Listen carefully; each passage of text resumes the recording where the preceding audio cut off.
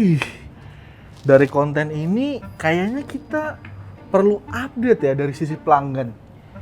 Apalagi lagi rame juga kan soal permen PLTS atap. Nah, lu kelamaan cuti sih. Kemarin tuh kita ada liputan tahu ke Cisauk. Nah, di sono tuh ada pesantren yang itu tuh pakai PLTS atap. Nah, kita tahu lokasi itu sih dari Pak Kukuh, CEO-nya ini loh. CEO-nya Kas Energi. Oh gitu, ketinggalan nih gue berarti. Iya. Terus gimana? Pak Kukuh, kayaknya emang salah satu vendor PLTS atap ya berarti dia ya? Iya, betul. Terus insight-nya apa nih dari Pak Kukuh? Nah, bentar. Jadi gini.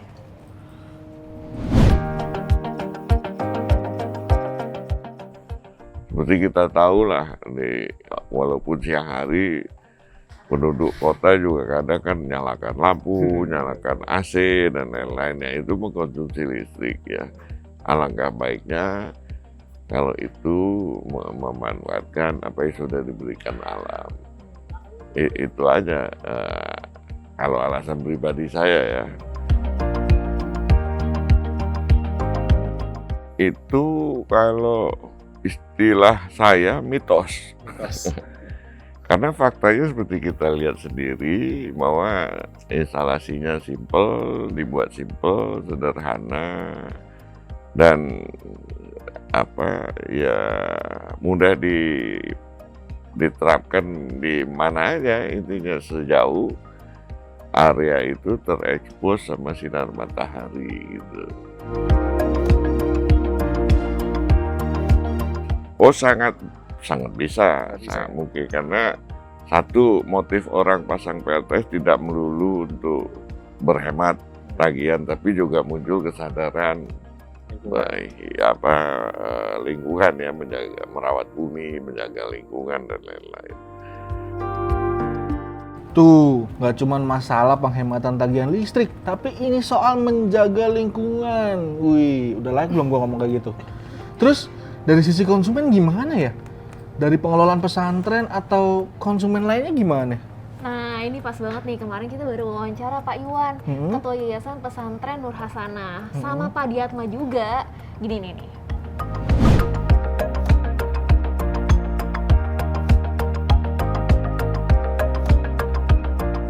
Awal mulanya kita memang pakai meteran token ya, itu ada 6 meteran. Dan hasilnya alhamdulillah jauh dari apa yang saya duga. Saya pikir hanya berubah sedikit, tapi dari jumlah yang rupiah yang cukup besar, itu sekitar 3 jutaan ya dari 6 meteran, itu per bulan sekarang hanya sekitar 160 sampai 500 ribu per bulan.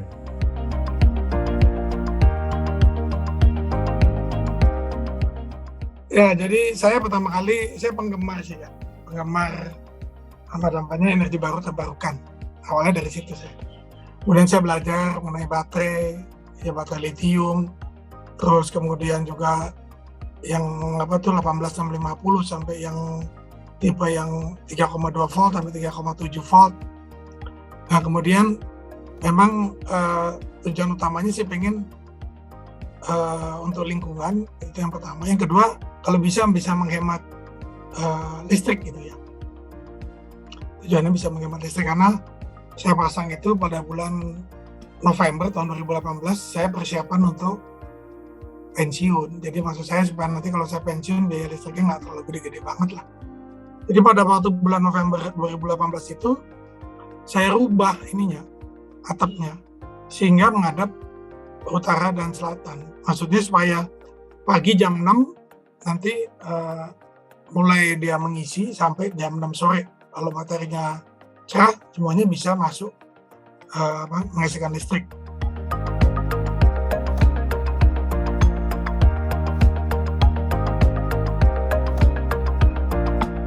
Kebantah berarti semua ya, bisa dipakai buat semua kalangan. Terus lihat dari sisi semua kalangan, bisa pakai juga berarti kan? Nah, itu pemasangannya juga nggak ribet, Mas. Banyak yang nganggep pemasangannya kan ribet ya. Nah iya tuh, apalagi kan katanya barangnya yang bagus tuh dari luar, pasti impor tuh. Terus biaya pemasangannya juga kan pasti gede banget. pasarannya kalau nggak salah sekarang sih antara 17 sampai 18 jutaan gitu kan untuk yang PLTS atap off grid.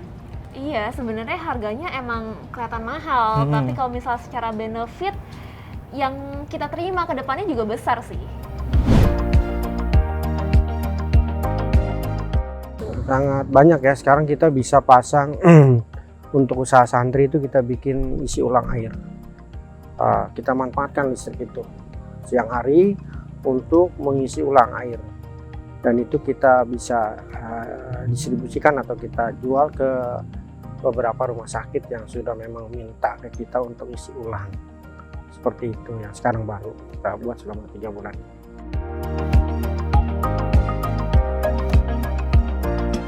Solar panel itu kan di atas 20 tahun, Mas. Di atas 20 tahun ininya apa namanya? Lifetime-nya. Dan kalau nggak salah inverter tuh 8 tahun atau 10 tahun gitu. Jadi sebenarnya ya Pak, kalau secara teknis itu pasti bisa dioperasikan lebih dari itu. Tapi kalau kita ngitung ekonomisnya kan dari itu, dari lifetime-nya. Saya lihat sangat praktis. Iya. Dan saya pikir awal ini masangnya gimana sebesar ini gitu. Ternyata setelah dipasang itu hanya butuh waktu itu sekitar 3 jam atau 4 jam sudah kelar naik semua alat. Dan alhamdulillah saya lihat sangat praktis. Enak ya, cepet ya. Cepat dan tenaganya cukup terampil, saya lihat semuanya.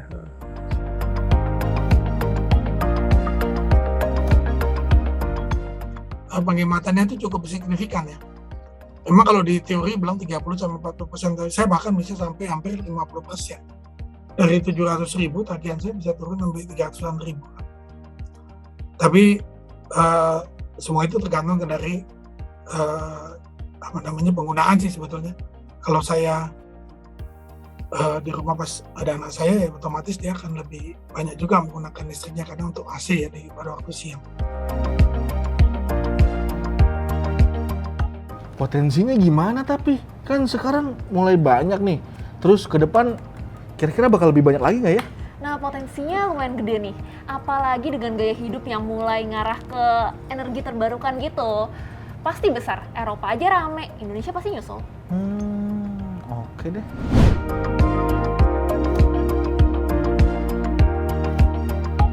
Kalau menurut saya ini sangat perlu. Kenapa? Sangat menguntungkan buat kita yang di pedesaan begini ya, apalagi di pondok. Tingkat pendapatan pun tidak ada, istilahnya kan begitu. Ini mengurangi biaya operasional kita di sini. Apalagi mungkin teman-teman kita, saudara kita yang pemakaian listriknya besar, bisa dengan manfaatkan tenaga surya ini. Bisa memperkecil lah biaya pengeluaran per bulannya. Ya, saya berharap semua penduduk bumi ikut berpartisipasi, tidak aja baik yang di kota besar khususnya muncul kesadaran untuk makin masif menggunakan energi bersih. Apalagi tren ke depannya kan orang semakin bergantung sama kebutuhan listrik ya. Ada mobil listrik, kompor listrik, semua serba listrik. Ya, itu yang perlu kita antisipasi. Dan di satu sisi sumber bahan bakar yang sumber pembangkit listrik yang sekarang kita miliki kan satu hari akan habis.